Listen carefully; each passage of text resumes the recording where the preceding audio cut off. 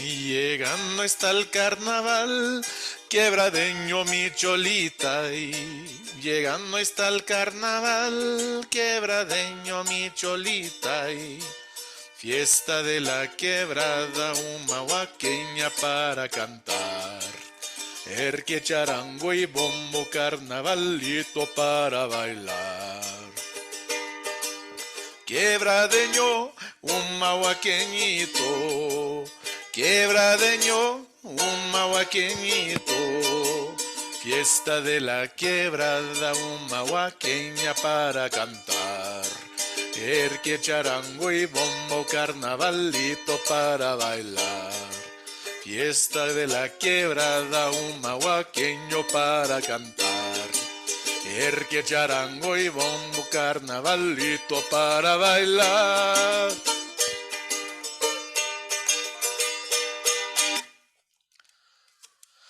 Now this instrument is a charango. This is from South America, but the stories I'm going to tell you from the Day of the Dead, they're not from South America, even though it's celebrated in countries like Ecuador, where I bought this charango. The Day of the Dead, it's celebrated in a lot of countries, but I'm going to tell you three true stories from the Day of the Dead. But these are all from southern Mexico. All of them happened in the state of Oaxaca, in different Mixtec indigenous communities in Oaxaca. And these are not folk tales. I didn't find these in a book. These are true stories. Three true stories from the Day of the Dead, celebrated on November 1st and November 2nd every year, and they were told to me by the people who experienced them. So if you have any doubts, you can take it up with them.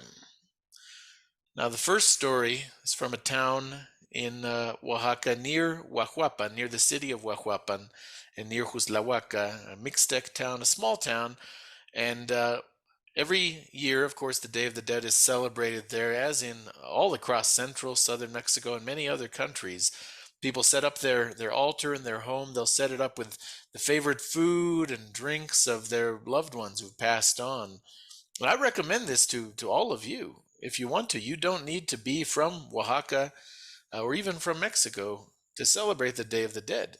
You can set up a table at your own house, put some photographs of your loved ones who've passed on, set up some photos, some candles if you want to.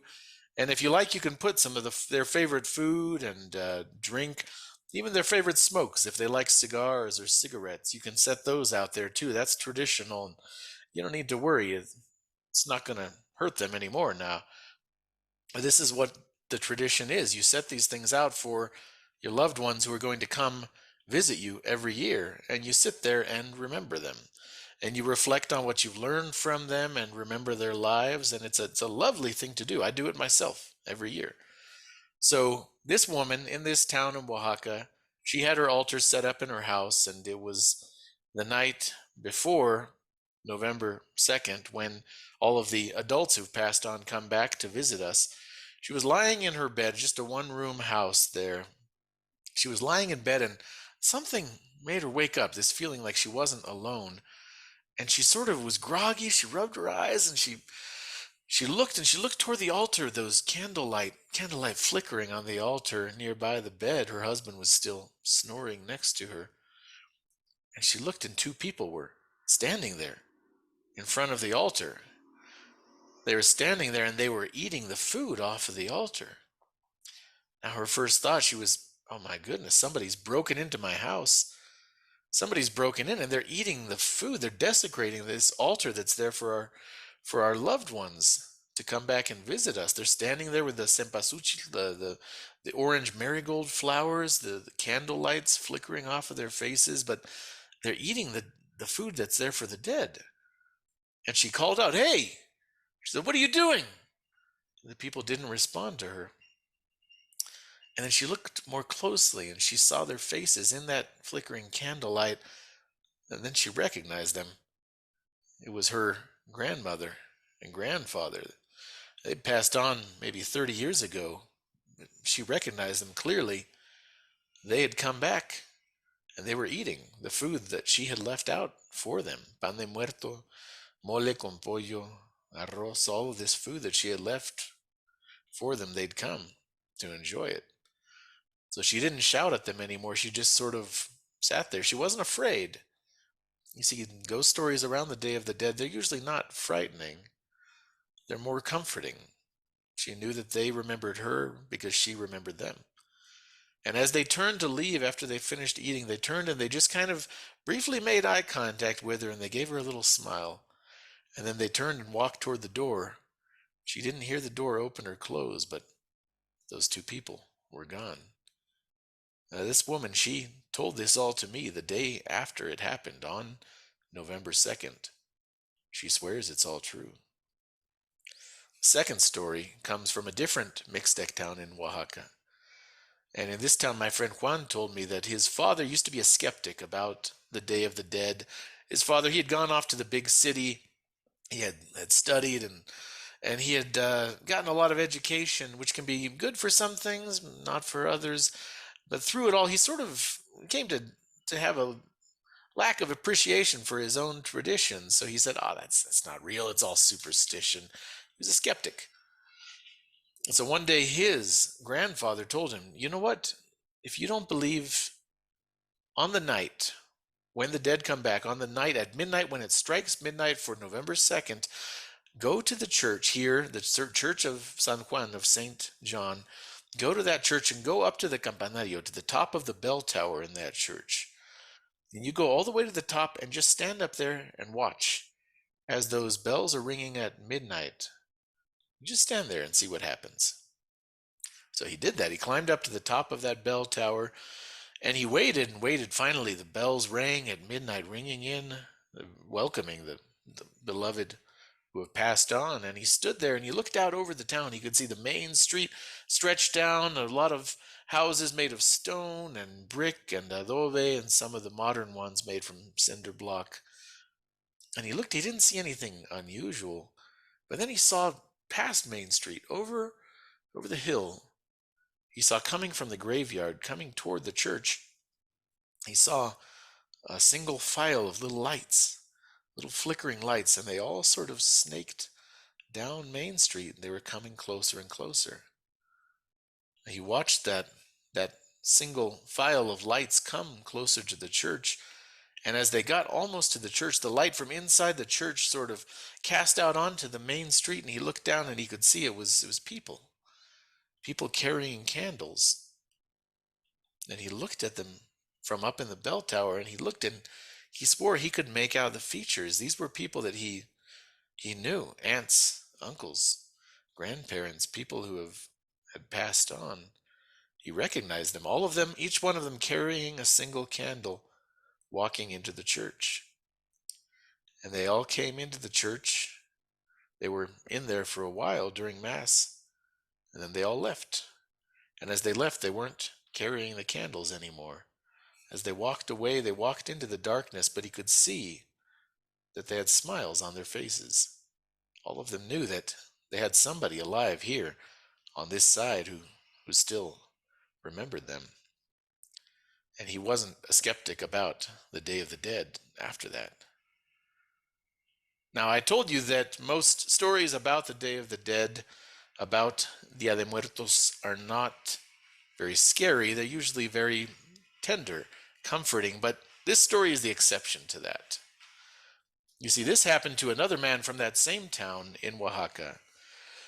And this man, he was a diehard skeptic. He refused to believe in the Day of the Dead. He refused to celebrate any of the town's traditional customs and festivities. He liked to drink. He liked to drink aguardiente, homemade moonshine made from sugar cane. And he just sort of had his own party by himself. And all of his loved ones, his relatives, they all told him, "Why don't you set up your altar for the Day of the Dead?" You see, the thing about this man, we'll just call him Jorge. Let's call him Tomas because he was a doubter. They said, "Tomas, why don't you set up an altar for the Day of the Dead?" The thing about Tomas is that his wife had passed on a few years earlier. And now maybe the drinking, it was his way of coping with that tragedy. Maybe he was self-medicating, but he put on a tough face before everyone. He acted like nothing really fazed him, nothing really mattered to him. Tried to act like a tough guy. And when they would tell him, all of his aunts, uncles, his cousins, they would say, you need to set up this altar for your wife to come visit you on the Day of the Dead. Why don't you set up an altar so she can have something to eat? He said, something to eat? She's 6 feet under. What's she going to eat? He said, if she wants to eat, let her eat those 3 stones that hold up the comal to cook the tortillas on when you're cooking. Let her eat those stones if she wants something to eat. Well, so he went home on November 2nd when everyone else was celebrating and visiting their loved ones who'd passed on. He went home and he opened up a bottle of aguardiente and he decided to get drunk. So he was drinking alone that night. Soon he heard a noise passing by outside his window, like a bunch of people walking past. He figured it was the townsfolk. But he went up to the window and he peered out in the road and he saw people walking by. A lot of the women had rebosos, shawls covering up their heads. They were walking past, but when he saw their faces, it wasn't comforting. When he saw their faces, he saw that they looked like skeletons, skulls with the flesh hanging off their bones. Well, he was terrified, but he couldn't pull himself away from that window. He watched everyone walk by, and then he saw a face that still had the flesh on it. It was sort of starting to rot, but he could recognize that face anywhere. That was his wife. And she broke away from the group of people. She broke away and she walked toward him and came and knocked on his door. He opened the door and she was standing there holding those 3 stones that she used to use to hold up the comal to cook the tortillas on back when she was alive. She said, I've come here to have dinner with you, and I've brought the food for us to eat, these 3 stones. Well, he didn't remember anything much after that. Tomas, he must have fainted. He woke up the next morning lying on the floor, the doors still hanging open to his house. He told a few friends about what had happened. He said it must have been just a dream. He had too much aguardiente. It was the alcohol, that's all. But a few days after that, he got sick. He got sicker and sicker. And just a week after the Day of the Dead, Tomas, he died. They say that folks who don't give the proper respect, sometimes when the dead come to visit us, sometimes they take 1 or 2 living persons with them on their way back to the graveyard. So remember to be respectful of those who have passed on. Even if it's not your tradition, it's a good lesson for all of us to remember to be respectful of them, because there's always a lot that we can learn from them in this season of Dia de Muertos, the Day of the Dead.